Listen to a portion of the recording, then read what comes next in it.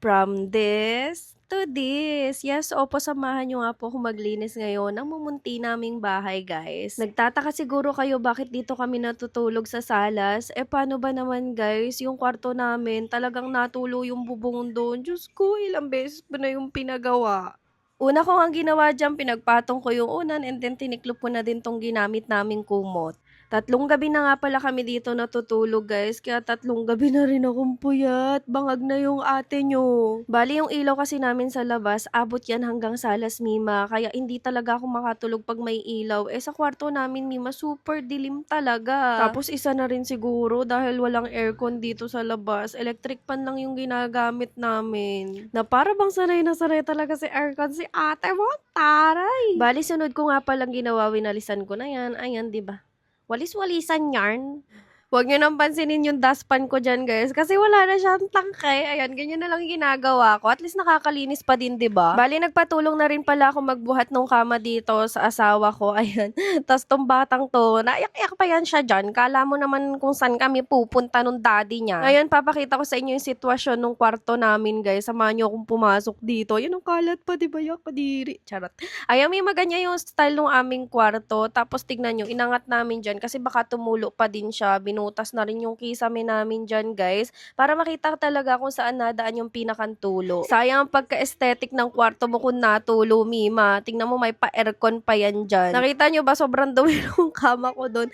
Paano ba naman yung gatas ng anak ko talagang natatapon doon kapag nakahiga kami? Pinapasok ko din pala yung upuan dito para may papagpatungan naman ako ng mga unan namin doon. Alam nyo ba, guys, maganda tong gamitin kasi nakakaalis talaga siya ng mga mamantika, lalo na yan, Mima, yung table namin lagi mamantika, pati sa mga kalan. Ayan. Sobrang dami kong stock niyan, Mima, at mamaya papakita ko din sa inyo. Kasi Mima, kahit sa rep to, pwedeng-pwede nyong gamitin, 'di ba? Super dali niya at di hassle yung paglilinis mo. Okay, nasa kalagitnaan na tayo dyan, guys. Sinunod ko ng linisan tong lababo ko. Ayan, yung mga niligpitan ko kagabi, pinagtataob ko lang sa tamang lagayan para naman hindi siya masakit sa mata, 'di ba? Tagong-tago talaga, ate. Tapos, guys, yung mga pinagkapehan namin, ayan, sinunod ko na rin hugasan. Tapos, Mima, yung camera ko dito, di pala siya nakaayos. Sorry na agad. Ang nakita nyo lang tuloy, yung malapad ko likod. Alam, magdadayet na talaga tayo, ate. Sobrang taba na ng Mima nyo. Tignan nyo, guys, meron ulit seaways dyan sa harapan ko. As in, gamit na gamit ko kasi talaga yan. Pati paglilinis ko ng lababo. Ayan, di ba?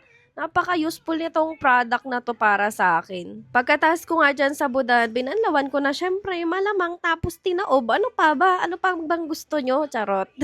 Baka kasi maboring ka na kaya pinapatawa lang kita. Ayan na.